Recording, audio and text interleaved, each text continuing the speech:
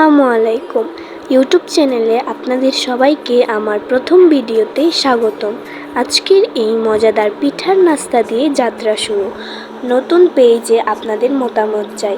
সুন্দর সুন্দর মতামত দিয়ে আমাকে অনুপ্রাণিত করবেন।